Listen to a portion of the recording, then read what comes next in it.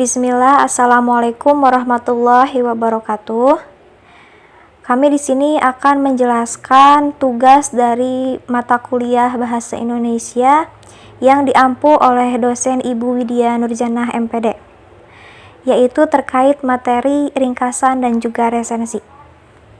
Materi ini disusun oleh kelompok 9 yang terdiri dari Ai Ageng Sari, Cahya Somantri, Ervina Farhatunisa, dan juga Gunawan. Adapun peta konsep dari materi ringkasan dan juga resensi, yang pertama, pengertian ringkasan dan resensi, yang kedua, prosedur pembuatan ringkasan dan resensi, yang ketiga, tips menulis dan menilai resensi. Untuk yang pertama yaitu pengertian ringkasan dan juga resensi yang akan dijelaskan oleh saya sendiri, Ervina Farhatunisa. Pengertian ringkasan. Ringkasan merupakan alih bahasa dari summary. Goriscape melukiskan ringkasan sebagai suatu cara yang efektif untuk menyajikan suatu karangan yang panjang dalam bentuk yang singkat. Istilah lain untuk ringkasan adalah ikhtisar, yang merupakan alih bahasa dari bahasa Inggris precis. Pengertian ringkasan bentuk dasar diambil dari kata ringkas, yang artinya singkat, pendek dari bentuk yang panjang. Suatu ringkasan disajikan dalam bentuk yang lebih pendek dari tulisan aslinya dengan menghilangkan hal-hal yang tidak penting dan berpedoman pada keutuhan topik serta gagasan yang ada di dalam tulisan aslinya. Yang selanjutnya yaitu pengertian resensi. Istilah resensi menurut Goriscape didefinisikan sebagai sebuah tulisan atau ulasan mengenai nilai sebuah karya atau buku. Batasan resensi, suatu tulisan atau ulasan mengenai nilai sebuah karya atau buku, komentar atau ulasan atas sebuah hasil karya, buku, film, ataupun karya seni lainnya.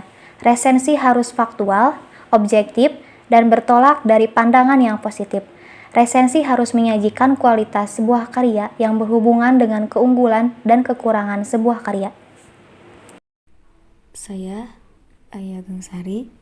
Di sini saya akan menjelaskan mengenai prosedur pembuatan ringkasan dan resensi. Cara membuat ringkasan ada 3. Yang pertama membaca naskah, kedua mencatat gagasan utama, yang ketiga mengadakan reproduksi. Membaca naskah. Pembacaan naskah asli dapat dilakukan berkali-kali agar dapat memahami isi suatu buku atau karangan. Dengan demikian, dapat diketahui sudut pandang pengarang serta kesan umum yang ada di dalam tulisan tersebut. Selanjutnya, mencatat gagasan utama. Pencatatan gagasan utama bertujuan untuk, yang pertama, mengendalikan pikiran pembaca dalam penulisan ringkasan. Yang kedua, memilih hal-hal yang penting dan tidak penting. Yang terakhir, yaitu mengadakan reproduksi. Cara-cara menulis ringkasan yang telah dibaca, diantaranya, urutkan berdasarkan tulisan aslinya, hindari kalimat-kalimat tulisan asli, gunakan kalimat-kalimat pendek, hindari kalimat majemuk. Kutipan langsung disampaikan dengan kutipan tidak langsung. Jangan menuliskan interpretasi sendiri. Jika karya asli menggunakan sudut pandang orang pertama tunggal, ringkasan harus menggunakan sudut pandang orang ketiga tunggal. Selain cara membuat ringkasan, ada juga langkah-langkah meresensi sebuah karya. Yang pertama, mengamati suatu karya, membaca isi suatu karya, membuat ringkasan, memaparkan isi dan mutu suatu karya. Yang selanjutnya yaitu sistematika resensi. Yang pertama, cantumkan tema atau judul karya yang diresensi. Kedua, sebutkan nama pengarang, judul karya, penerbit, tempat terbit, jumlah bab, dan jumlah halaman. Ketiga, kemukakan sistematika bahasa dan ringkasan karya yang diresensi. 4. Jelaskan kualitas karya yang diresensi, kekuatan dan kelemahannya, serta perbedaannya dengan karya sejenis yang sudah ada. Yang kelima, sampaikan pendapat dan simpulan penulis resensi secara pribadi. 6. Tuliskan identitas Anda selaku penulis resensi. Perkenalkan, nama saya Gunawan. Di sini saya akan melanjutkan ke materi Yang ketiga yaitu tips menulis dan menilai resensi. 1. Materi yang diresensi. Dari materi yang diresensi ini ada beberapa hal yang harus kita perhatikan, yaitu 1. Landasan filosofi penulis atau pembuat karya asli. Yang kedua adalah kekuatan dan kelemahan karya yang diresensi. 3. Substansi karya yang diresensi, bagian per bagian, bab per bab. 4. Yaitu fisik karya yang diresensi, termasuk ukuran buku, kertas, huruf yang digunakan, tinta, warna, jilid, gambar, dan ilustrasi. Yang kedua, batasan resensi, yaitu suatu tulisan atau ulasan mengenai nilai sebuah hasil karya atau buku. 2. Komentar atau ulasan atas sebuah hasil karya, buku, film, dan karya seni lainnya.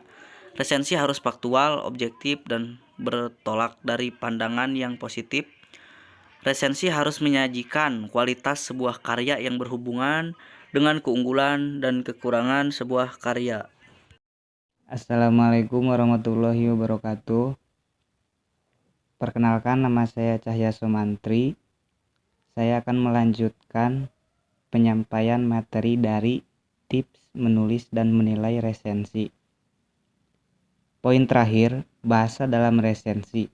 Bahasa dalam resensi harus bahasa yang denotatif karena ingin menyajikan fakta secara ilmiah dan objektif.